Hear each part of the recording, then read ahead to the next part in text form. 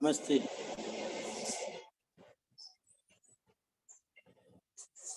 नमस्ते सभी को, आवाज आ रही?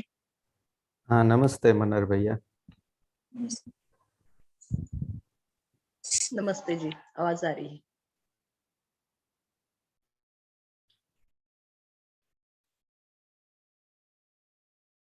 जी सभी का स्वागत है। मैं आत्मीय विश्वविद्यालय से विशाल छाया आप सभी का स्वागत करता हूँ। सभी को नमस्ते। आत्मीय विश्वविद्यालय में फैकल्टी ऑफ ट्रांसफॉर्मेटिव एजुकेशन के तहत चेतना विकास मूल्य शिक्षा स्कूल का 14 नवंबर से एक सेमेस्टर पद्धति से पठन सत्र शुरू होने जा रहा है, जिसमें आत्मीय से और राजकोट के समाज से कुछ मित्र है वो सभी पठन सत्र में जुड़ेंगे। तो उस पठन सत्र में मध्यस्थ दर्शन के वांग्मयों के पठन की पूर्व तैयारी के भागरूप पठन कैसे किया जाए, पठन की सही विधि क्या हो, इसके लिए हम आत्मीय विश्वविद्यालय से जीवन विद्या से जुड़े वरिष्ठ प्रबोधकों को आमंत्रित कर रहे हैं कि वो हमारा मार्गदर्शन करे। तो इस कड़ी में सबसे पहले आज सुवर्णा दीदी का हमने सेशन रखा है, उनका मैं थोड़ा परिचय दे दूं। सुवर्णा दीदी इलेक्ट्रॉनिक्स इंजीनियरिंग में उनका ग्रेजुएशन हुआ। विद्या से जुड़ने से पहले चित्रकूट और एमपी में जो शाहडोल है उसमें ग्रासरूट लेवल पर कुछ मित्र परिवार और गांव के लोगों के सहयोग से उन्होंने सामाजिक काम में उनका जुड़ाव रहा। सुवर्णा दीदी, आप और आपके हस्बैंड योगेश जी और बेटी कमल 12 वर्ष अछोटी में रहे, वहां पर आदरणीय बाबा जी के मार्गदर्शन में और उनके बाबा जी के परिवार और अभ्युदय परिवार के प्रोत्साहन के फलस्वरूप आपका अध्ययन और अभ्यास की गतिविधियों में आपका सहभाग रहा। 2021 से आप पुणे में समाधान स्थली में शिफ्ट हुए, जहां पर संचेती परिवार ने ये जो समाधान स्थली खड़ा किया हुआ है उनके साथ आप अभी रह रहे हैं। यहाँ पर भी आप मध्यस्थ दर्शन के अध्ययन और अभ्यास की गतिविधियों में सबके साथ मिलकर चल रहे हैं। तो इतना छोटे से परिचय के साथ मैं सुवर्णा दीदी को आमंत्रित करता हूं कि आज के विषय पर हमारा मार्गदर्शन करें।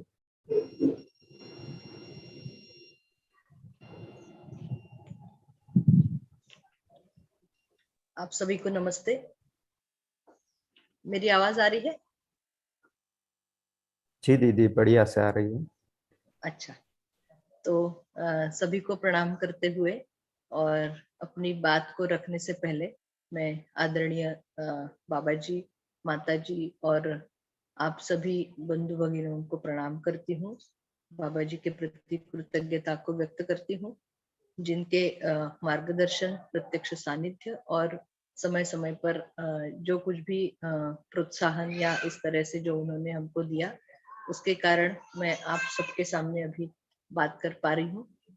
और इसी के साथ जैसे भैया ने मेरे परिचय में कहा कि हम लोग अछोटी में रहे 12 वर्ष तक, तो अछोटी को खड़ा करने के लिए जिन भी भाई बहनों ने अपना तन मन और धन के साथ सहयोग दिया, उन सभी के प्रति भी कृतज्ञता है। और साथ में अभी हम जहाँ पर हैं, तो समाधान स्थली, इन सभी के साथ में आगे बढ़ते हुए सभी के प्रति मैं कृतज्ञता व्यक्त करती हूँ। और आज जो अपनी बातचीत का टॉपिक है, पठन कैसे करना है, उस पर थोड़ी सी अपनी बात को रखने का प्रयास करती हूँ। मुझे लगता है कि पठन कैसे करें, ये जो टॉपिक आपने बातचीत के लिए दिया है, निश्चित रूप से कुछ वर्षों से आप जितने भी सुनने वाले भाई बहन हैं, उनका जीवन विद्या से परिचय हुआ होगा। और फिर उनको इस बात की आवश्यकता महसूस हुई होगी कि जो कुछ भी हमने परिचय शिविरों में या गोष्ठियों में या अलग अलग व्यक्तियों के संपर्क में आने से जो हमें ये आवश्यकता जग गई है कि वास्तव में दर्शन में जो लिखा हुआ है उसको हम ठीक से पढ़ लें, और पढ़ने के साथ साथ हम उसको समझ सके और समझने के अनुसार फिर हम अपने जीने को नया आकार दे सके। इस एक तैयारी के साथ ही मुझे लगता है कि जो आपने 14 नवंबर से 6 माह का सत्र का आयोजन किया है, उसके पीछे ये एक मानसिकता सबकी बनी होगी। साथ में ये भी लगता है कि पठन की जो तैयारी है, तो पठन कैसे, इस पर बात करने से पहले पठन क्यों, ये इस पर भी 1-2 मिनट बात करना आवश्यक लगता है। तो जैसे मैंने कहा कि परिचय शिविरों में हमने कुछ सुना और कुछ अब उस पर सोचा, और हो सकता है कि उसके कारण हमारे जीने में कुछ कुछ बदलाव भी आए होंगे। और उन बदलावों को अब स्थायी रूप देने के अर्थ में हम जैसे ही आगे बढ़ना चाहते हैं, तो उस समय हमको ये लगता है कि जितने भी सूत्रवत बात कही गई है, उस सूत्रवत बात को मैं पूरे अंतर संबंधों के साथ में जोड़ते हुए मैं स्वयं देखना चाहती हूँ, या उसको पूरी तरह से सुन करके वो मेरे अधिकार में वो चीजें आ जाए, ऐसा चाहती हूँ। इस रूप में ये जो पठन की प्रक्रिया है उससे गुजरना आवश्यक है, ऐसा सोचा होगा। तो 2-3 चीजें लगती है कि हो सकता है, मान लीजिए आप सभी विश्वविद्यालय से जुड़े हैं, कुछ लोग नहीं भी जुड़े होंगे सुनने वालों में से, तो ये उनको लगता होगा कि भाई हमको इसको सुन करके विद्यार्थियों को पढ़ाना है, या फिर अपने साथ वाले भाई बहनों के साथ में हमको ठीक से चर्चा करते हुए इसके आधार पर कुछ पाठ्यक्रम या ऐसा कुछ बनाना है। ये इसका एक भाग हो सकता है।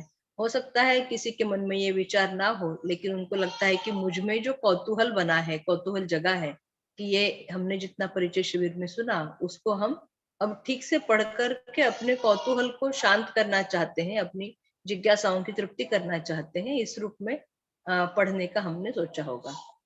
किसी को यह भी लगता होगा कि नहीं, हमको केवल पढ़ करके पढ़ाना नहीं है, हमको पढ़ करके पढ़ाते हुए या नहीं भी पढ़ाते हुए इसके अनुसार मेरा जीना आज जैसा है उससे और बेहतरी की ओर कैसे जाए, और मैं अधिक अधिक से अधिक कैसे उपयोगी हो पाऊं, इस रूप में भी अगर किसी को लगता होगा, तो इस रूप में पठन क्यों, ये वाली जो बात मुझे लगता है कि आवश्यक है इस पर सोचना।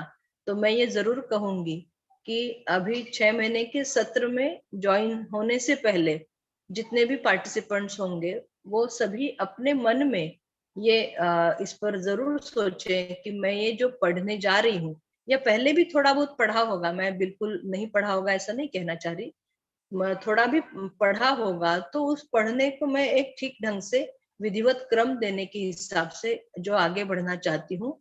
तो मेरे मन में मेरे इस पठन का उद्देश्य क्या है, मैं क्यों पढ़ रही हूँ, इसकी जैसी ही स्पष्टता बनती है अपने में, उसके अनुसार ही पठन हमको कैसे करना है, ये बात जुड़ी है।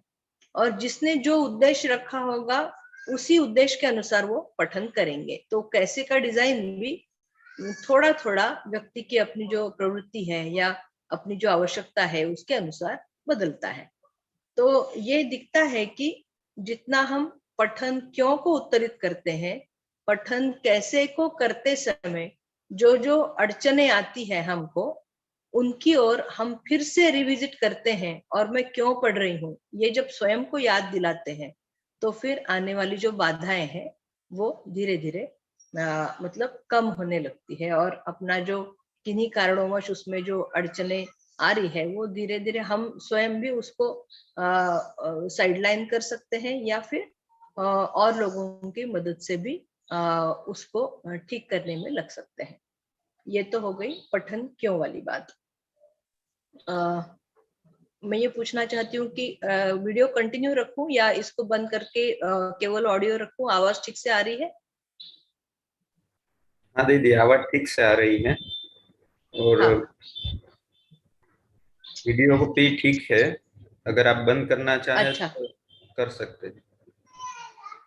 ठीक है, तो अभी थोड़ी देर के लिए बंद करती हूँ वीडियो, ठीक है, फिर थोड़ी देर बाद जैसी आवश्यकता लगेगी चालू कर दूंगी। ठीक है? ठीक है। हाँ, तो मैं अपनी बात को जारी रखती हूँ कि पठन क्यों को उत्तरित करने के उपरांत पठन कैसे, इस पर भी बाबा जी ने हम सभी को मार्गदर्शन तो दिया ही हुआ है। मुझे याद है जब अछोटी में हम रहते थे और उस समय जब 6 माह का शिविर की प्रारंभ होने वाला था, तो उस समय उन्होंने जितना भी वाङ्मय है लिखा हुआ, उस वाङ्मय को पढ़ने का जो क्रम है वो सबके सामने रखा हुआ था। उसमें सबसे पहले विकल्प नाम की पुस्तक है, दूसरा अध्ययन बिंदु नाम की पुस्तक है, तीसरा फिर जीवन विद्या परिचय एक पुस्तक है, उसके बाद फिर चारों दर्शन का क्रम आता है। उसमें व्यवहार दर्शन पहले, कर्म दर्शन बाद में, अभ्यास दर्शन उसके बाद में, और अनुभव दर्शन सबसे आखिर में। इस तरह से चारों दर्शनों का पठन क्रम। साथ साथ जब उसके बाद हम वाद की बात करते हैं तो सबसे पहले भौतिकवाद, फिर अध्यात्मवाद, फिर जनवाद, ये जो क्रम है। और जो शास्त्रों की तरफ हम जब आते हैं तो फिर समाजशास्त्र, व्यवहारवादी समाजशास्त्र, और फिर उसके साथ आवर्तनशील अर्थशास्त्र और मानव संचेतनावादी मनोविज्ञान। इसके साथ में सबसे अंत में मानवीय संविधान सूत्र व्याख्या। इस तरह से विकल्प से संविधान तक एक जो पुस्तकों का पठन क्रम है, ये क्रमिक रूप में पुस्तकों के नाम हो गए। साथ में परिभाषा संहिता जो उन्होंने हम सबको दिया है कि हर शब्द को परिभाषाओं के साथ में पढ़ते हुए हम उन अर्थों के साथ में पढ़ पाए, इसके लिए जो हमारी तैयारी होना है, इस रूप में भी हम परिभाषा को, संहिता को सतत रेफर करते हुए आगे बढ़े, ये एक बात कही थी। फिर जो बाबा जी के साथ में अलग अलग जिज्ञासुओं के जितने भी अभी तक संवाद हुए हैं, उन संवादों में संवाद 1 नाम से पुस्तक छपी है, संवाद 2 नाम से पुस्तक छपी है। इनको मतलब केवल पढ़ते हुए जाना एक साथ में। परिभाषा संहिता को भी उन्होंने कहा था कि एक बार अथ से इति तक जो शब्द मान लीजिए किसी पुस्तक को पढ़ते हुए नहीं आए तो भी पहले पेज से लेकर के आखिरी पेज तक अंतिम दौर में 6 महीने के सत्र में उसको पढ़ लेना उचित होगा। उस पर चर्चा की आवश्यकता नहीं है, लेकिन कम से कम पेज टू पेज एक बार अगर हम गो थ्रू होते हैं तो भी कितने प्रकार के शब्द आए हैं और उन शब्दों को प्रचलित भाषा को बोलते हुए हमने क्या अर्थ माना है, और फिर बाबा जी ने मध्यस्थ दर्शन के अनुसार उसको किस रूप में परिभाषित किया है, ये भी हमको देखने को मिलता है। तो इस तरह से ये जो पुस्तकें हैं उनका एक पठन का क्रम, ये मतलब इस क्रम के साथ में आगे बढ़ना ठीक होगा ऐसा लगता है, क्योंकि ऐसे ही क्रम हमने करके देखा तो उसको मतलब इस क्रम से ही पढ़ने के लिए उन्होंने क्यों बताया होगा, ऐसा जब सोचते हैं तो पहली बात, जब हर पुस्तक को लिखने का जो प्रयोजन है वो क्या है, वो भी बाबा जी ने हम सबको बताया हुआ है। वो प्रयोजन भी, जैसे व्यवहार दर्शन को क्यों लिखा, अभ्यास दर्शन को क्यों लिखा, और हम ये सब व्यवहारात्मक जनवाद पुस्तक में एक 3-4 पेज में बीच में ये बातें आई है कि भाई इस पुस्तक में क्या क्या आया है और हम इसको पढ़ने से मतलब किस बात पर हमारा ध्यान जाएगा और इस पूरी वाङ्मयीन प्रस्तुति में ये कड़ी के रूप में कैसे हमारे सामने जुड़ता है, हमारी मानसिकता में जुड़ता है, ये भी मतलब बताया गया है। दीदी एक और दीदी बात एक बार महत्वपूर्ण दीदी लगती है एक बार फिर से क्रम बताएंगी कृपया। जी जी एक बार पूरा क्रम जो है ना। जी, पहला है विकल्प, दूसरा अध्ययन बिंदु, तीसरा जीवन विद्या एक परिचय, चौथा मानव व्यवहार दर्शन, पांचवा मानव कर्म दर्शन, छठा मानव अभ्यास दर्शन, सातवां मानव अनुभव दर्शन, आठवां समाधानात्मक भौतिकवाद या अनुभवात्मक अध्यात्मवाद, दोनों में से कोई हो सकता है। और अगर दर्शन के हिसाब से जाएंगे तो व्यवहारात्मक जनवाद को भी पहले ले सकते हैं, तो व्यवहार दर्शन, उसके वाद के रूप में जनवाद और उसके शास्त्र के रूप में समाजशास्त्र, ये क्रम भी आप रख सकते हैं। तो मैंने जहां तक कहा था आपको समाधानात्मक भौतिकवाद और अनुभवात्मक अध्यात्मवाद, फिर व्यवहारात्मक जनवाद। दीदी वो अनुभव दर्शन पहले आ जाएगा? हाँ, अनुभव दर्शन, अच्छा आपने नहीं लिखा क्या? अभ्यास दर्शन के बाद अनुभव दर्शन, ठीक है। और फिर समाधानात्मक भौतिकवाद, अनुभवात्मक अध्यात्मवाद, व्यवहारात्मक जनवाद, और फिर व्यवहारवादी समाजशास्त्र, आवर्तनशील अर्थशास्त्र, मानव संचेतनावादी मनोविज्ञान,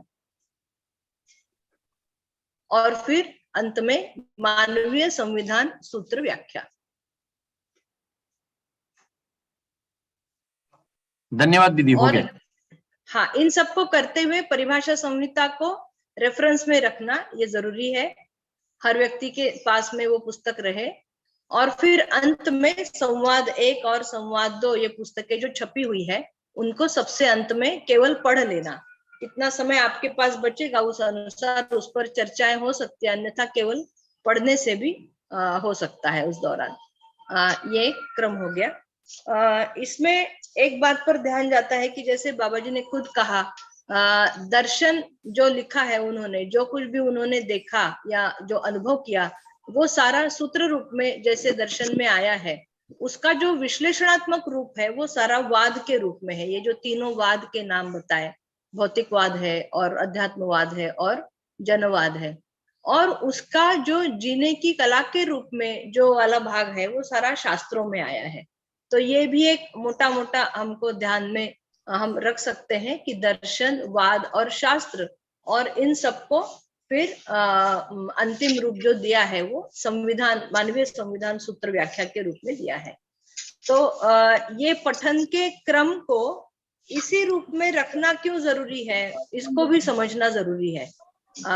मतलब मैंने स्वयं इस बात को एक्सपीरियंस किया है कि जैसे जैसे हम पुस्तकों के पठन में इस क्रम में आगे बढ़ते हैं, तो अपनी मानसिकता को दार्शनिक ने एक रास्ते से वो गुजार करके हमको कहीं पहुंचाना चाह रहे हैं, इस बात का एहसास बारंबार होता है।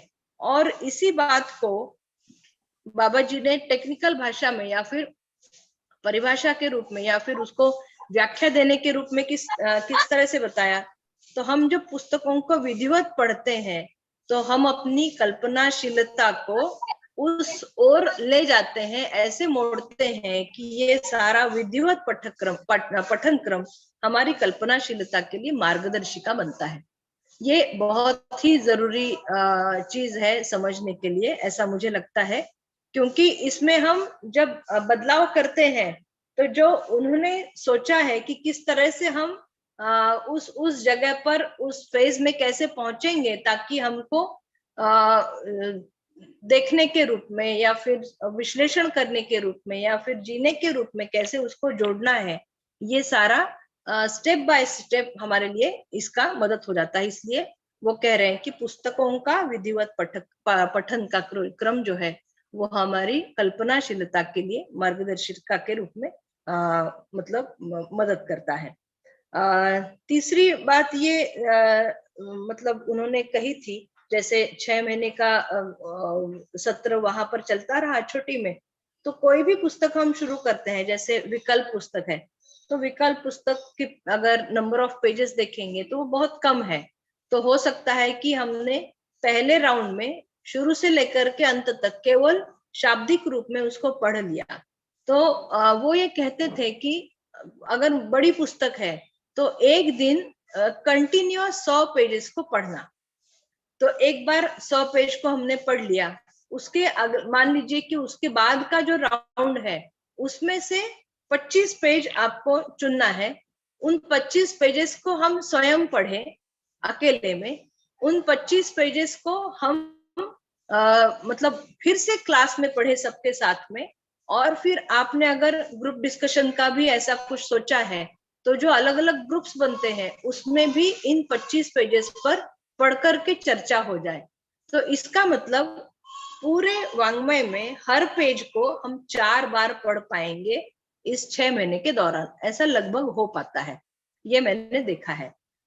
उसमें दिक्कत कहाँ आती है, जब हम शुरुआती दौर में जैसे 6 महीने के उसमें शुरुआती 1.5 से 2 महीने जिन्होंने पुस्तकों को बिल्कुल नहीं देखा है, उनको उसको पढ़ते हुए शब्द नए लगते हैं, उनको जिस तरह से परिभाषाएं दी हुई है वो नया लगता है, उससे परिचित होने में शुरुआती 1.5-2 महीना लगता है। इसलिए शुरुआत में हो सकता है कि एक दिन में 25 पेज पर हमारी चर्चा ना हो पाए, लेकिन धीरे धीरे हो सकता है 2 ही पेज पर आपकी चर्चा हो गई, 4 पर हो गई, 8 पर हो गई, 10 पर हो गई, धीरे धीरे ऐसा करके हम 25 पेज तक आ सकते हैं। तो 25 मतलब हार्ड एंड फास्ट नहीं है, उसमें कभी 20 भी हो सकता है, कभी 30 भी हो सकता है, लेकिन आशय क्या है उसको कहने का।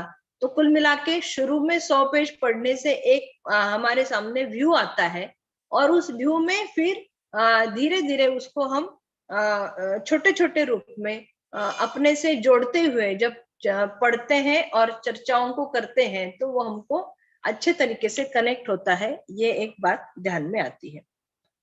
तो ये एक मतलब संदर्भ जो मेरे पास था पढ़ने के क्रम को लेकर के और पढ़ने के तरीके को लेकर के। उसके बाद एक महत्वपूर्ण चीज आती है कि हम मतलब मैं अगर अपने आप को देखूं तो मैंने जब ये शुरू किया था तो ऐसे बहुत सारा रिकॉर्डिंग्स और बहुत सारे क्या बोलते हैं बातचीत के लिए लोगों की उपलब्धता, ये सारा थोड़े लोग थे, बहुत सारा ऐसा उपलब्ध नहीं था। और आज हम ये जो इंटरनेट के थ्रू बात कर रहे हैं वो भी सहूलियत नहीं थी।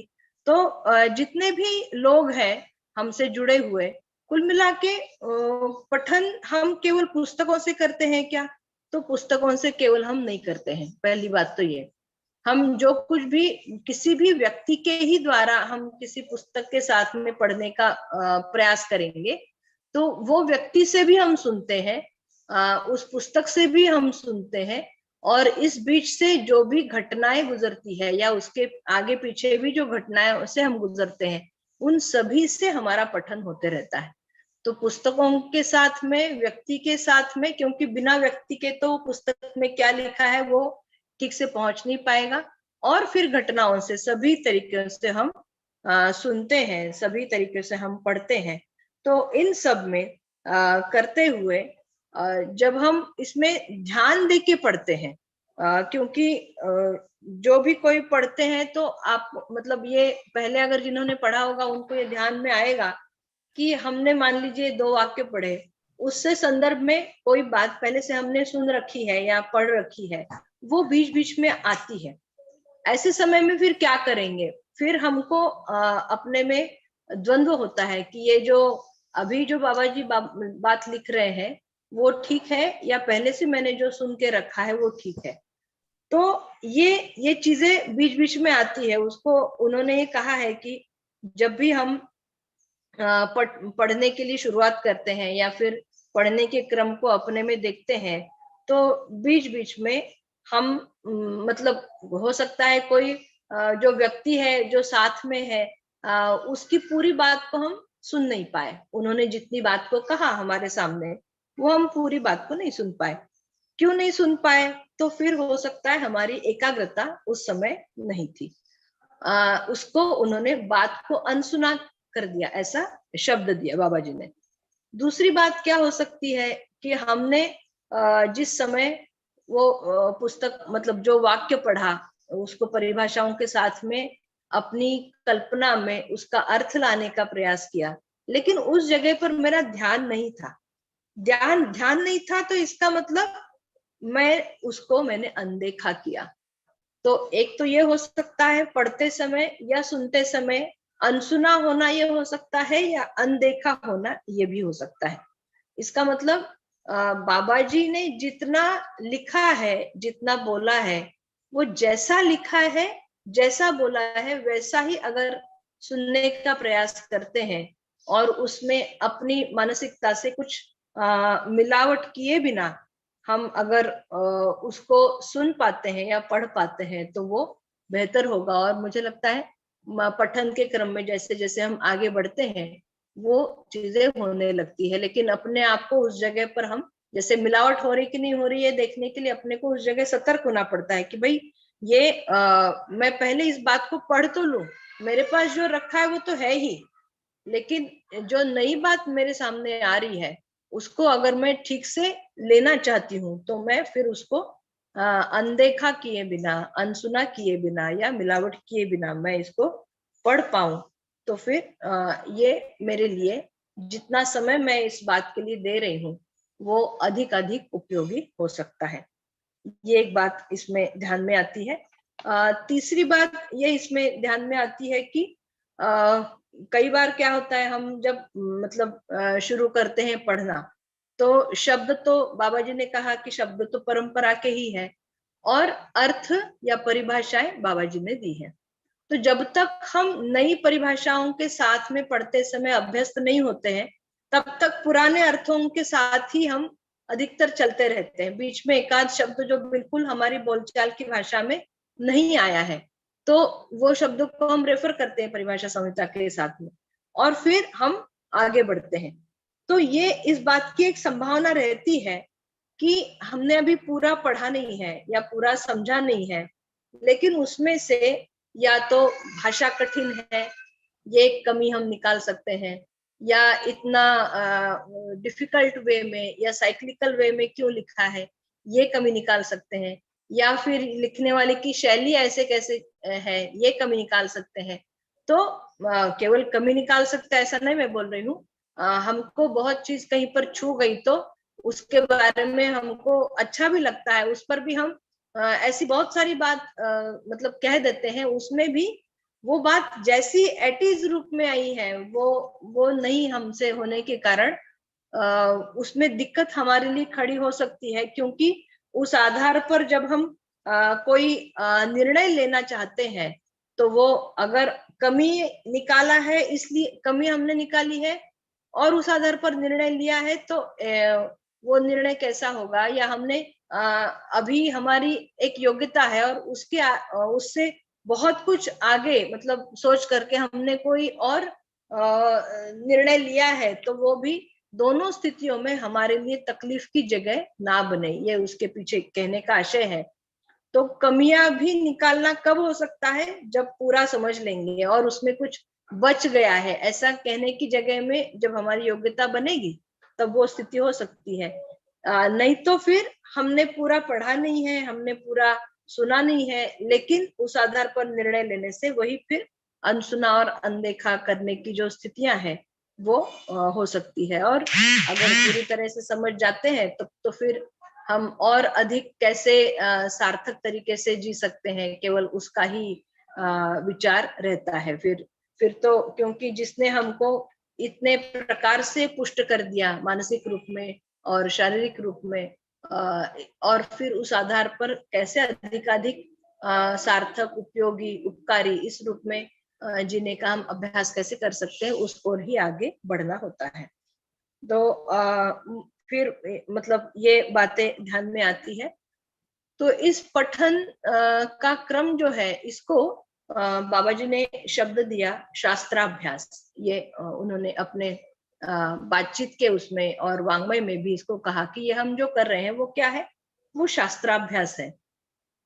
तो शास्त्राभ्यास में पहले स्टेज में हम क्या कर रहे हैं, इसका मतलब केवल पठन के साथ में नहीं, हमने परिचय शिविरों में भी कुछ बातें अगर सुनी है, चर्चाओं को सुना है, तो उस समय भी जिस व्यक्ति ने हमारे सामने प्रस्तुत किया, उन्होंने जो शब्दों को चुना और उस शब्द का अर्थ हमारी कल्पना में आने के अर्थ में जो कुछ भी मेहनत हुआ हमारे साथ में, तो वो हमारे लिए वो एक श्रवण का काम हुआ, या फिर जिसको हम बोल रहे हैं कि शास्त्राभ्यास करते हुए ये जो श्रवण हो रहा है, मैं जो सुन रही हूँ, लेकिन यहाँ पर सुनने का मतलब केवल कानों से सुनना ऐसा नहीं बोल रहे हैं। सुनने का मतलब, श्रवण का मतलब हमने जो ध्यान से पढ़ा हुआ है, उस पढ़े हुए शब्द का अर्थ हमारी कल्पना में आ गया है, इसको सुनना बोल रहे हैं। तो इस रूप में जब कुछ भी हम मतलब अभी पुस्तकों को पढ़ते हैं या उस पर आपस में चर्चाएं करते हैं, तो वो सुनना, जैसे मैंने शुरू में ही कहा था कि हम पठन क्यों कर रहे हैं, तो इस बात को अगर हम हमेशा ध्यान में रखते हैं पढ़ते समय, तो फिर हमारा जो पढ़ना है या सुनना है वो और अधिक कारगर होने की ओर जाता है। और निश्चित रूप से शुरुआती दौर में पढ़ते हुए बहुत सारे तर्क उठते ही हैं कि भाई ऐसा कैसे लिखा है, ये ऐसा कैसे है, वो वैसा कैसे नहीं है, और ऐसा क्यों है, ऐसा क्यों नहीं है, ये सारी चीजें आती ही है। और निश्चित रूप से वो टुकड़े टुकड़े में आती है। जैसे हमने मान लीजिए कि न्याय एक शब्द है, या फिर सत्य एक शब्द है, या फिर कल्पनाशीलता एक शब्द है, या फिर व्यापक वस्तु एक शब्द है। ऐसे अलग अलग शब्द जब हम उनकी परिभाषाओं को पढ़ते हुए उन सूत्रों को जब पढ़ते हैं, तो ये अलग अलग टुकड़ों के रूप में है, ऐसा ध्यान में आता है। जैसे जैसे पठन का क्रम आगे बढ़ता है हमारा, तो वस्तु के रूप में वस्तु वो होते हुए भी उसकी जो बारीकियां हैं, वो इन सारे टुकड़ों को जोड़ने के अर्थ में ही फिर काम करने लगती है। इसीलिए बाबा जी जो बोल रहे हैं कि ये हमारी कल्पनाशीलता के लिए मार्गदर्शिका का काम करता है। इसका मतलब हमारी कल्पना को जिस ओर जाना है, वो क्यों जाना है, क्योंकि ज्ञान के अर्थ में, ज्ञान संपन्न होने के लिए कल्पनाशीलता नाम का जो टूल है, वो हर मानव के पास प्रकृति ने दिया हुआ है। उस टूल का उपयोग करते हुए ही हमको उस अनुभव संपन्नता तक पहुंचना है, या फिर अनुभव संपन्नता के उपरांत प्रमाणित होकर के जीने के अर्थ में फिर जो कुछ भी आवश्यक है, वो शुरुआती दौर में टुकड़े टुकड़े हैं ऐसा लगता है, फिर धीरे धीरे हो सकता है वो कोई एक टुकड़ा कोई दूसरा टुकड़ा जुड़ गया ऐसा लगता है, फिर दो चार टुकड़े और तीसरे के साथ और पांचवें के साथ जुड़ गया ऐसा लगता है। धीरे धीरे ये जुड़ता हुआ ये जो ताना बाना है, वो फिर एक पूरी जाली बनने की ओर अपनी मानसिकता में बनता है। और ये जरूरी है कि इस समय अगर हम मतलब ये बात है कि मैं इसको समझ करके अगर प्रमाणित होकर के ही जीना चाहती हूँ। अंतिम बात बाबा जी क्या कह रहे हैं कि हमको मतलब स्वयं में अगर प्रमाणित होकर के जीने की इच्छा है, तीव्र इच्छा है, उसी के आधार पर, उसी के लिए हम भाई जो प्रमाणित व्यक्ति अभी तक हुए हैं उनके जीने को हम देख पाए, और उनके जीने का किस रूप में जीने का, उन्होंने जो समाधान और समृद्धि को अपने जीने में प्रमाणित किया, उसको देख करके उनके अनुसार या उनका अनुसरण अनुकरण करके जो जीने का मतलब हमारा तौर तरीका हमको बनाने की जरूरत क्यों है, क्योंकि हम स्वयं उनके जैसे प्रमाणित होकर के जीना चाहते हैं। तो जब ये बात हमारे सामने रहती है, तो फिर हमारा जो सुनना है उसकी क्वालिटी बदलती है। मतलब ये शुरुआती दौर में हमको पढ़ करके पढ़ाना है, ये बुरा नहीं है, ये अच्छा ही है, लेकिन वो पूरा नहीं है, इतना ध्यान में रखने की जरूरत है। पूरा सुनना कब और कैसे हो पाएगा धीरे धीरे, तो मुझ में स्वयं प्रमाणित होने की इच्छा जैसे जैसे गहरी होगी, जैसे जैसे बलवती होगी, जैसे जैसे मेरा उस पर विश्वास बढ़ेगा, वैसे वैसे हमारा ये जो पढ़ना है, हमारा जो ये क्रम मतलब सुनना है, ये और गहराता जाएगा। मैंने ये देखा है कि कई बार जब मुझ में भी ये शुरुआत में सवाल होता था कि भाई कितनी बार पुस्तकों को हम पढ़ेंगे, तो बाबा जी तो ये बोल रहे हैं कि भाई समझ में आने तक पढ़ना है, तो उसमें आंकड़ा कुछ नहीं है। किसी को 2 बार पढ़ करके समझ में आ सकता है, किसी को 20 बार लगेगा, किसी को 100 बार लगेगा। तो ये महत्वपूर्ण नहीं है कि मैंने किस पुस्तक को कितनी बार पढ़ा। शुरुआती दौर में एक हमको क्रम मतलब बताया जा रहा है जिससे हम आगे बढ़ेंगे। बाद में 6 महीने के बाद जब हम स्वयं पठन करेंगे, क्योंकि तब तक हमारी स्वयं पढ़ने की तैयारी बन चुकी होगी। अभी पढ़ने के लिए हमको किसी ना किसी के सहायता की आवश्यकता है। जिन्होंने पहले पढ़ रखा है वो सहायक हो सकते हैं, और फिर बाद में हम स्वयं ही उसको ठीक ढंग से पढ़ने योग्य हो जाएंगे।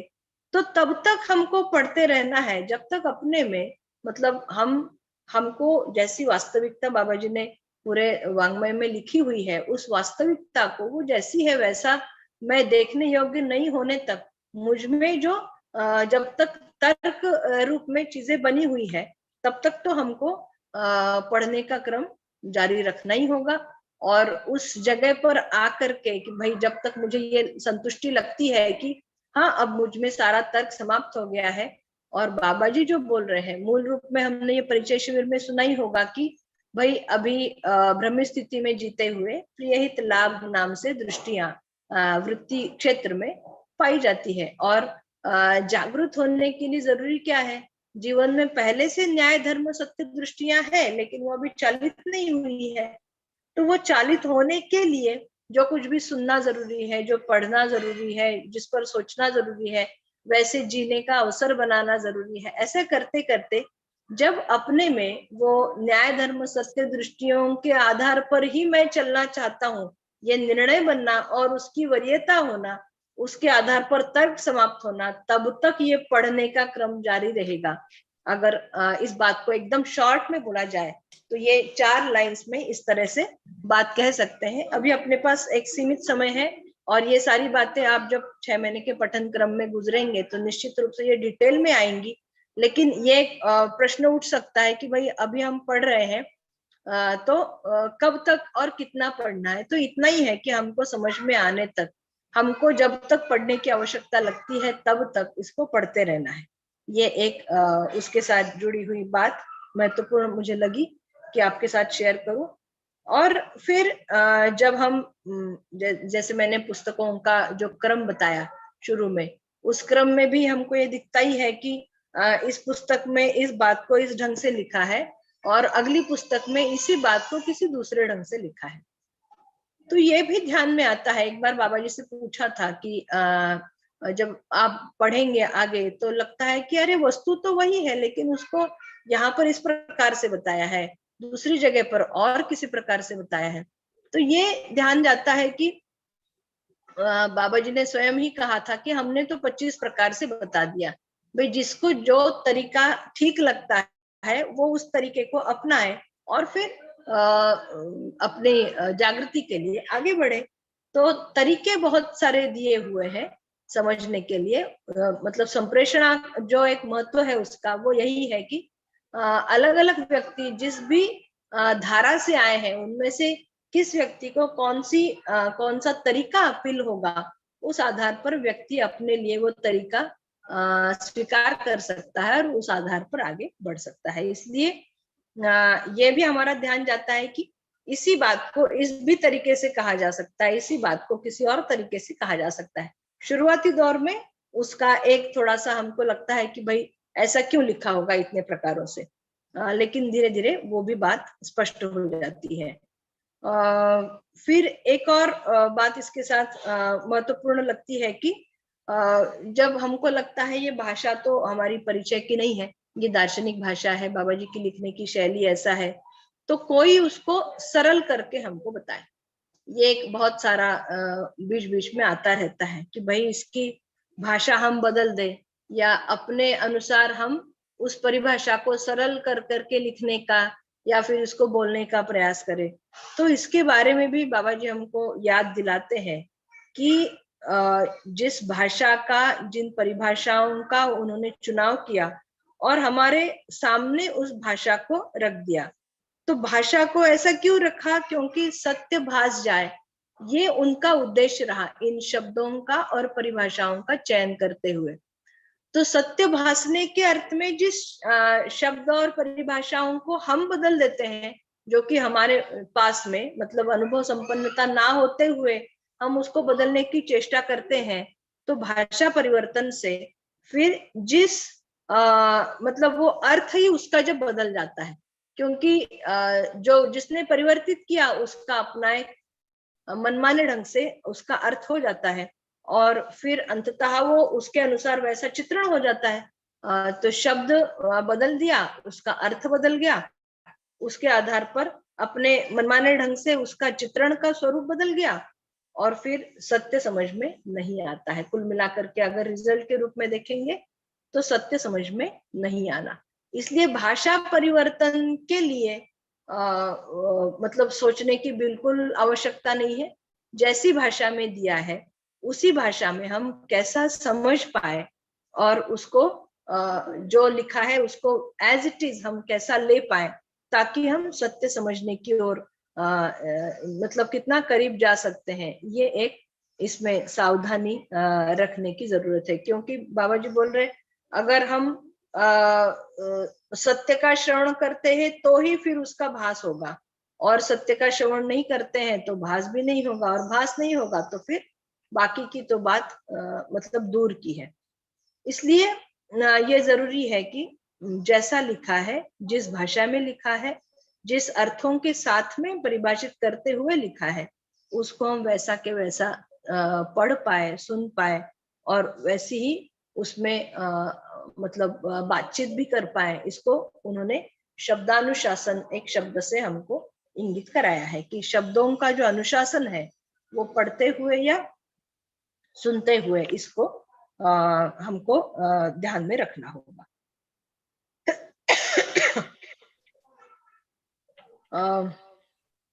एक और आखिरी बात मैं इस मतलब इसके साथ जोड़ करके कहना चाह रही हूँ कि पढ़ते हुए भी अपने इस 6 महीने को या हम जिस दौर से गुजर रहे हैं उससे हमको अधिक से अधिक अगर पाना चाहते हैं हम, तो कुछ एक जगह पर अपने को ठीक से जांच परख करके अपना आकलन करने की जरूरत है। उसमें 2 प्रश्नों को बाबा जी ने हमारे सामने रखा कि भाई अभी तक हमने अपने जीने में मानवीयता पूर्ण विधि से अभी तक हम जी पाए कि नहीं जी पाए, ये एक आकलन अपना स्वयं का होना जरूरी है।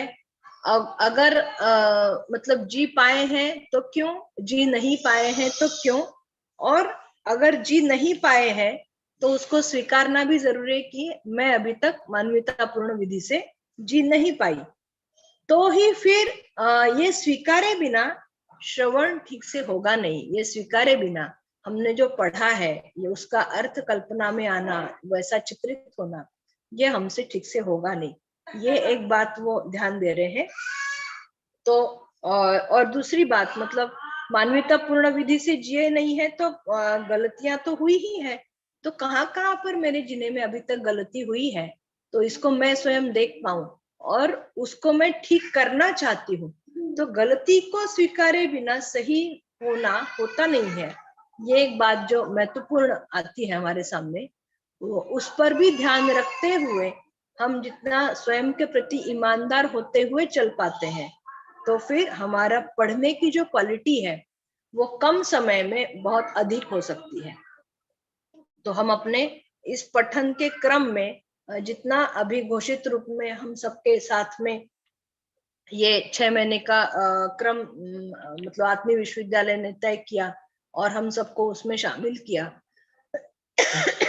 उसका उस समय का हम अधिक से अधिक अगर सदुपयोग करना चाहते हैं, तो फिर ये बातें जितना हम ध्यान में रखेंगे अपनी स्थिति को, अपने आकलन को, तो हमारे लिए अधिक फायदेमंद होगा। 1 मिनट में पानी पी लेती हूँ।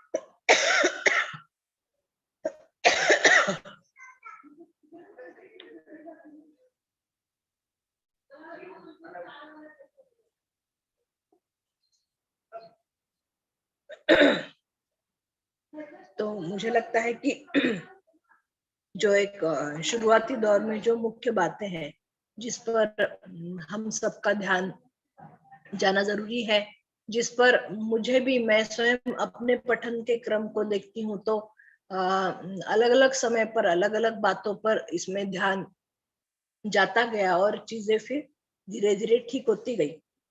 तो अगले आने वाले सभी लोगों के लिए पीछे का जो भी एक्सपीरियंस रहा है वो एक एडिशन के रूप में ही मिलते हुए जितना मतलब हो सकता है कि मैंने इतने वर्षों में जितना मैं ले पाई, आगे आने वाले व्यक्तियों के लिए उतना समय ना लगे। तो ये पीछे की चीजें ऐड होती जाती है और समय भी फिर धीरे धीरे कम होता जाता है। इस रूप में देखेंगे तो पठन का बहुत अधिक महत्व है, जब तक कि वो सारी वस्तु एक क्रमिकता के साथ में, बाबा जी ने दिया हुआ परिभाषाओं के साथ में, अपनी कल्पनाशीलता में अर्थ के रूप में, चित्रित होने के रूप में जब तक ठीक से बैठ नहीं जाती, तब तक लगातार, मतलब ये 6 महीना पूरा हो भी जाए तो भी बाद में क्या करेंगे उस पर भी आपके साथ बात हो ही जाएगी उस समय। लेकिन ये जो पठन का क्रम है वो जारी रखना, और धीरे धीरे फिर मैंने जो पढ़ करके अर्थ लिया है और किसी दूसरे ने जो पढ़ करके अर्थ लिया है, ये भी आपस में जांच परख हो, एक दूसरे की बात को सुना जाए, बताया जाए, या इस रूप में एक दूसरे के साथ में मिलकर के इस शोध की प्रक्रिया को आगे बढ़ाया जाए। ये सारा क्रम हम अपने में देख पाते हैं। तो टेक्निकल भाषा में इसको बाबा जी ने अलग अलग शब्दों से बताया है, लेकिन अगर कुल मिलाकर के बात करेंगे तो श्रवण, मनन और निधिध्यासन, ये 3 शब्दों को मिला करके अध्ययन है, ऐसा जो बोल रहे हैं, उसकी पहली जो कड़ी है, जो शास्त्राध्ययन के साथ में, शास्त्राभ्यास के साथ में श्रवण की जो बात है, मोटे मोटे रूप में हम अभी, मतलब मैंने आपके सामने रखी।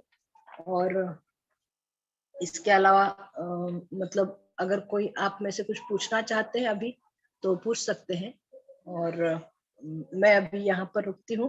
अपनी ओर से एक बार अगर प्रश्न कुछ लेना हो तो ले सकते हैं। समय कितना बचा है मुझे नहीं पता, एक बार वो भी बता सकते हैं। ये अभी 10 मिनट जैसा बाकी थी, तो हाँ। किसको कुछ प्रश्न हो तो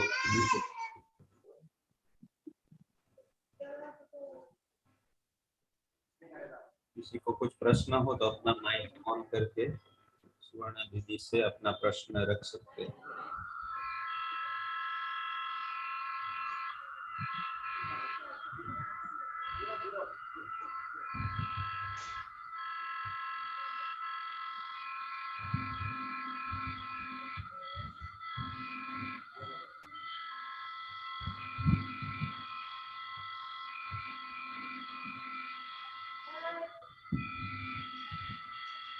मेरे ख्याल से किसी को अभी कुछ प्रश्न नहीं है। अच्छा। तो फिर भी किसी को कुछ प्रश्न हो तो पूछ सकते हैं। दीदी, आपने बहुत ही अच्छी तरीके से पठन के जो बिंदु है जो ध्यान में रखने आवश्यक है, पठन क्यों, उसका उद्देश्य, और फिर पठन की विधि क्या हो, पठन का क्रम क्या हो, उसमें किन किन बातों पर ध्यान रखना आवश्यक है, किसी भी बात को अनदेखा, अनसुना और मिलावट किए बिना पढ़ना, और ये जो अपने प्रमाणित होने के अर्थ में पढ़ने की बात कही, तो इन सभी बिंदुओं पर हमारे जो भी बंधु भगिनी जुड़े हुए हैं वो उस पर विचार करेंगे, और हमारा जो पठन सत्र शुरू होने जा रहा है वो पठन करते इन सभी बिंदुओं पर हम ध्यान रखेंगे। आपका खूब खूब धन्यवाद। अभी किसी को कुछ प्रश्न हो तो अभी भी पूछ सकते हैं।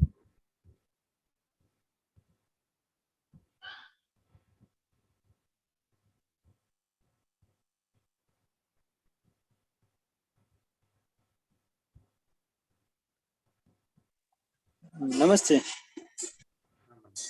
नमस्ते। एक बीच में एक बात आई कि भाई जब तक पूरा समझे नहीं, पूरा पठन न हो जाए उस दौरान हम कुछ कमियां निकालने का प्रयास न करें। वैसे भी ये वांग्मय है, ये बाबा जी ने जो प्रमाणित जो होकर ये सूत्र व्याख्या सूत्र रूप में विशेषित रूप में लिखा है, तो उसमें कमियां तो नहीं हो सकती, लेकिन वो आपने वैसा बोला कमियां निकालने का प्रयास न करें, तो मतलब वो कैसे उसको समझे? मतलब कई बार ये होता है ना कि जैसे हमारे ध्यान में चीजें नहीं आ रही है, तो ऐसा हमको लग सकता है कि भाई ये इतनी कठिन भाषा में क्यों लिखा है, ये इसी ढंग से क्यों लिखा है, वो ऐसा कर ले तो अच्छा होता, वैसा कर लेते तो अच्छा होता, ये सारी चीजें मन में आती है।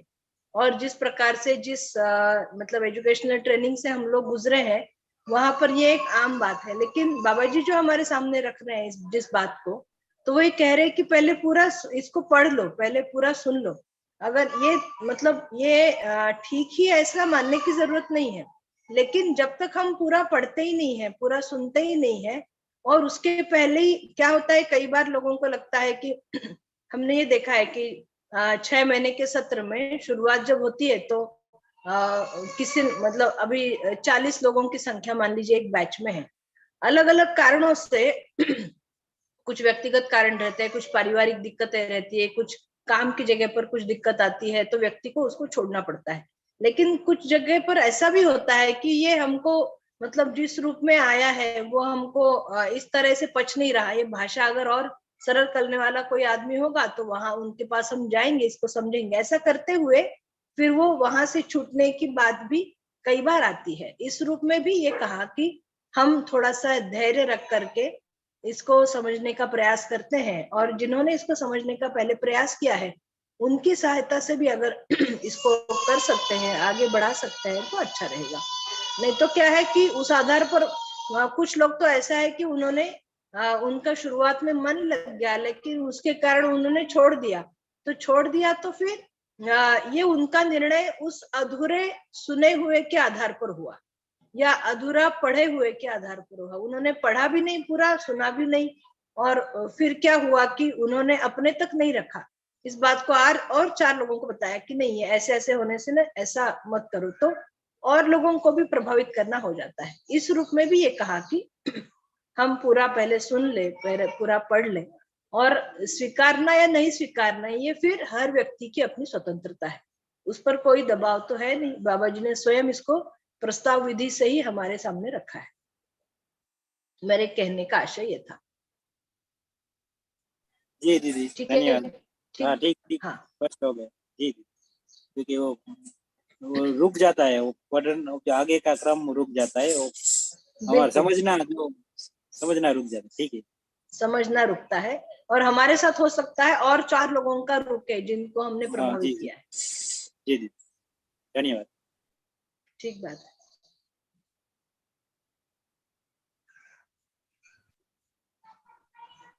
किसी और भाई बहन को कुछ प्रश्न हो तो पूछ सकते हैं।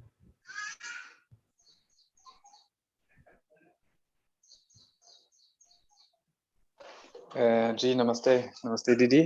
मेरा एक प्रश्न हाँ। है कि क्योंकि कभी मुझे लगता है कि ये बैलेंस रखना पठन करने से और जीने से, अभ्यास करने से, ये कभी थोड़ा मुश्किल लगता है, क्योंकि कभी मैं शायद वैसा करता हूँ कि मैं दिन भर पठन करने की कोशिश करता हूँ, लेकिन तब मुझे पता चलता है कि अन्य कर्तव्यों को मैं शायद थोड़ा नजरअंदाज करता हूँ, और तब मुझे पता चलता है कि नहीं, ठीक है, मुझे ज्यादा अभ्यास करना है, ज्यादा काम करना है घर में। और तो शायद आप इस बैलेंस रखने के बारे में कुछ बता सकते हैं कि लॉन्ग टर्म, जैसे आप 1-2 दशक अभी ये करते हैं, ये लॉन्ग टर्म हम कैसे ये बैलेंस रख सकते हैं, और जैसे आप वरिष्ठ लोग आप अपने दिनचर्या में इसको कैसे रखते हैं, कितना पठन आप करते हैं, और हाँ, आपका अनुभव फिलहाल कौन सा है, आप कितना पठन करते हैं, और आपका पठन का क्रम फिलहाल कौन सा है, जैसे जो भी आपको कौन सा पुस्तक आपको ज्यादा इंटरेस्ट करता है, या आपको लगता है कि इसको और ज्यादा गौर से देखना है, उसको आप फिलहाल देखते हैं, या हाँ ये क्रम जब आप कुछ 1-2 दशक गुजर चुके हैं, ये भी थोड़ा इंटरेस्ट करता है मुझे। जी, मैं शॉर्ट में रखने का प्रयास करती हूँ। मुझे लगता है कि शुरुआती दौर में जैसे मुझे ये पता है कि अभी सुनने वालों में से आपके प्रश्न को मैं बाकी सबके संदर्भ में भी इसका उत्तर दे देती हूँ। जो आत्मीय विश्वविद्यालय से जुड़े हुए लोग हैं और जो ये अपने मतलब काम करने की जगह के साथ में ही वहां के लोगों के साथ में इसको 6 महीने मिलकर करेंगे, तो ये एक बहुत बड़ी अपॉर्चुनिटी सबको मिली हुई है, क्योंकि विश्वविद्यालय जो आपकी कार्यस्थली है और वहां पर आपको ये दिन भर पढ़ने के लिए समय मिल रहा है, ये मतलब ये एक बड़ी बात है। वो अवसर विश्वविद्यालय ने देना और उसके साथ में पूरा मन लगा करके, क्योंकि उस समय जो पारिवारिक दायित्व निभाते हुए जो एक आर्थिक चिंताएं हैं या उस तरह की अपने व्यवसाय को लेकर के जो चिंताएं हैं वो उनके पास बिल्कुल नहीं रहेंगी। वो पूरा मन लगा करके उस काम को कर सकते हैं। लेकिन जो उनके अलावा है, जो इसको सुन रहे हैं इस बातचीत को, तो उनको तो अपने जीने में, जैसे मान लेते हैं कि जो अभी तक जुड़े हैं और उनको इच्छा है कि उनको इसको ठीक से पढ़ना है, तो उनको अपनी स्वयं की और परिवार की स्थितियों को ध्यान में रखते हुए, क्योंकि परिवार के किसी आदमी को दुखी करके उनको तकलीफ में रख करके हम पढ़ेंगे तो बहुत हो जाएगा, ऐसा तो नहीं लगता है। तो उन स्थितियों का आकलन करते हुए हम कितना समय अपना व्यवसाय को अगर करना भी पड़ रहा है तो भी वो करते हुए हम कितना समय इसमें दे पा रहे हैं, और अगर हम कुछ समय व्यवसाय से छुट्टी ले सकते हैं, कोई और व्यक्ति हमारी जगह पर वहां देख सकता है, ऐसा अगर किसी को अवसर मिलता है तो वो करते हुए भी फिर वो अपना शुरुआती समय मतलब उसको वर्षों के रूप में कहना उचित नहीं होगा, लेकिन जब तक हमको लगता है कि भाई मुझे कम से कम एक बार पूरी पुस्तकों को पढ़ने के लिए इतना समय आवश्यक है, और उतने में अगर मान लेते हैं किसी के पास कुछ सेव किया हुआ धन है, तो उनको लगता है कि नहीं, मैं अगर 1-8 साल काम नहीं करता हूँ, मान लो 1.5 साल 2 साल, तो भी मेरा चलेगा, आगे चल करके मैं सोचूंगा इस पर और कैसे बढ़ना है। तो हर व्यक्ति के लिए और हर परिवार के लिए इसमें डिजाइन अलग अलग होगा, सबका एक जैसा डिजाइन तो नहीं होगा।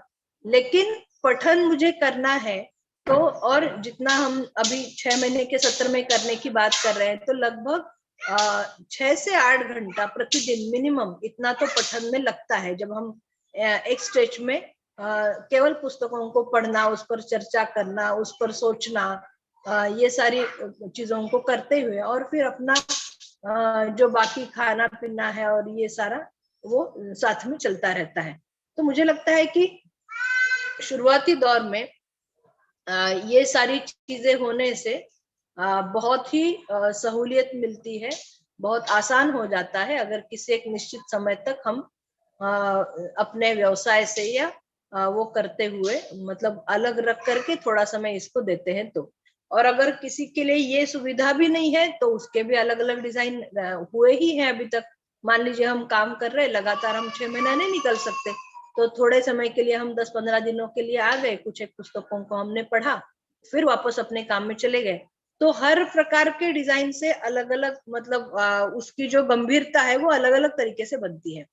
लेकिन 6 महीने का सत्र जिसके संदर्भ में अभी हम बात कर रहे हैं, वो एक स्ट्रेच में हमको गंभीरता से सारी चीजों से गो थ्रू होने का एक अवसर मिलता है। और मैं तो कई सारे बैचेस के साथ में रही हूँ, तो मुझे मतलब ऐसा महसूस होता है कि ये पूरा पढ़ने के बाद इसके अनुसार जीना है कि नहीं जीना है, प्रमुखता से ये निर्णय आदमी को करने के लिए आसानी हो जाती है।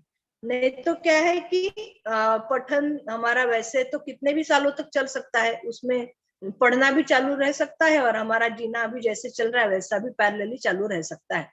लेकिन उसको अगर हमको निर्णय के रूप में लेना है तो एक तरफ से इस पूरी बात को पढ़ लिया जाए और वो उसका स्केलेटन कैसा बताया गया है और उसके अनुसार मेरे जीने की मुझे आवश्यकता बन रही है कि नहीं बन रही है, मेरे परिवार का उसमें सहयोग कैसा रहेगा, ये सारे फैक्टर्स को हमको सोचने के लिए भी बिंदु मिल जाते हैं और उस पर हम दृढ़ता से आगे चल भी पाते हैं।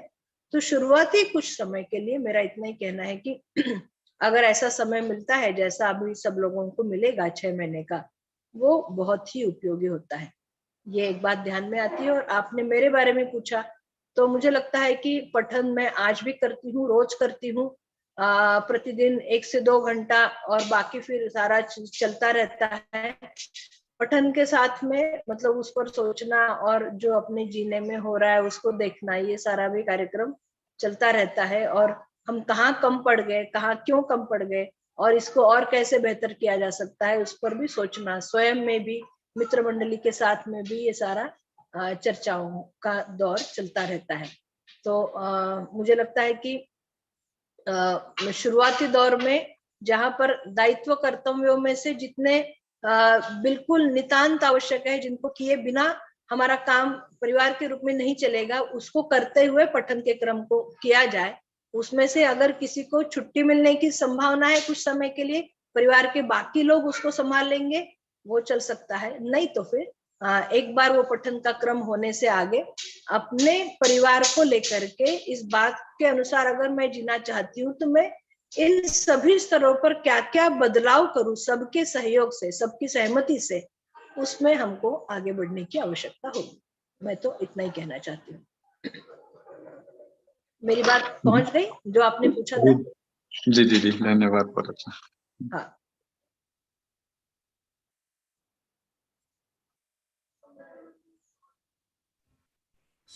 जी दीदी, खूब बढ़िया। और किसी का कोई प्रश्न है?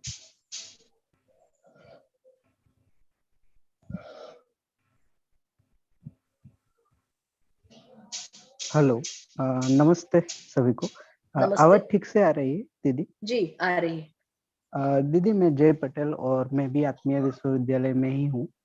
तो जी। एक जो अभी आपने बात की उसके रेफरेंस से एक बात ध्यान में आई जो मैं आपके सामने रखना चाहता हूँ कि हमने जो यहाँ पे जो सेमेस्टर पठन सत्र शुरू करने वाले हैं, उसकी जो डिजाइन है उसमें जो प्रायोरिटी जितने भी प्राध्यापक है आत्मीय विश्वविद्यालय के, यानी कि जितने जी। भी फैकल्टीज है, उनको ध्यान में रखते हुए 8 घंटे की जॉब के दौरान 4 घंटे अध्ययन रहेगा पूरा, और 4 घंटे उनका एक जो भी रूटीन में लेक्चर वगैरह होगा उसमें 1-2 घंटे लेक्चर वगैरह वो ले सकते। ऐसी एक डिजाइन तैयार की है जिसमें केवल संडे को अवकाश रहेगा, अदरवाइज पूरा सेमेस्टर उनका कंटिन्यूअस ये इस तरह से चलेगा, है ना? ठीक है। तो ये डिजाइन में आपके कुछ अगर कुछ ध्यान में आता हो, हमें जो ध्यान में रखना चाहिए, और 2 घंटा एक्स्ट्रा होमवर्क के तौर पे या जॉब के अलावा 2 घंटा वो स्व पठन करके, ऐसी एक डिजाइन अभी सोची है जो ये आत्मीय विश्वविद्यालय में होने वाला है उसमें। तो उसके रेफरेंस में अगर आपको कुछ सुझाव हो या कुछ डिजाइन ध्यान में आ रहे हो तो आप वो भी हमें बता सकते हैं दीदी। नहीं, ठीक बात है। मुझे तो लगता है कि जिस स्थान पर भी ये आयोजित होता है, उस स्थान में मतलब वहाँ जो जो एक्टिविटीज हो रही है, उन सब का जो ताना बाना है वो तो आप ही लोगों को बेहतर मालूम है, और उसके अनुसार ही वो उसमें से बेस्ट पॉसिबल डिजाइन क्या हो सकता है वही आपने बनाया होगा। शुरुआती कुछ समय चल करके आप ही देख पाएंगे कि इसमें कुछ परिवर्तन की आवश्यकता है या नहीं है। मतलब जैसा आपने सोचा है वैसा अगर चलता है तो अच्छा चलेगा, और अगर नहीं है तो फिर आप शायद 15 दिन में, 1 महीने में अगर कुछ उसमें से परिवर्तन करना चाहते हैं तो वो कर सकते हैं। तो इस पर तो मेरा कोई सुझाव नहीं है, क्योंकि वो हर जगह पर अपने जो भी प्रायोरिटीज है, और जिस तरह से काम बाधित ना होकर के इतने सारे लोगों का इस विधा में आगे बढ़ना कैसे पॉसिबल होगा, वो सोच के ही ये डिजाइन बनाया होगा, ऐसा मेरा सोचना है। जी जी दीदी, बिल्कुल। हाँ हाँ जी, धन्यवाद धन्यवाद दीदी। नमस्ते दीदी। नमस्ते। पठन के लिए सुबह का 4 घंटा सही रहेगा या दोपहर का 2 से 6, वो उसके बारे में आपका क्या कहना है? अभी हम फाइनल नहीं कर पाए, लेकिन अभी वो भी फिर आपके डिजाइन पर है, लेकिन सुबह का रहने से ठीक रहेगा ऐसा लगता है। जी जी, ठीक ठीक है दीदी। हाँ, वो भी आप मिलकर ही तय करेंगे, क्योंकि सुबह का रखने से आपने जो सोचा है कि जितने लेक्चर्स को होना जरूरी है वो सेमेस्टर में, वो भी कैसा हो रहा है नहीं हो रहा है वो आप ही लोगों को देखना पड़ेगा। लेकिन सुबह इसलिए बोल रही हूँ क्योंकि हम फ्रेश उससे आते हैं और जो जितना भी पढ़ पाएंगे उसमें हमारा ध्यान लग पाएगा, ऐसा लगता है। जी दीदी, धन्यवाद।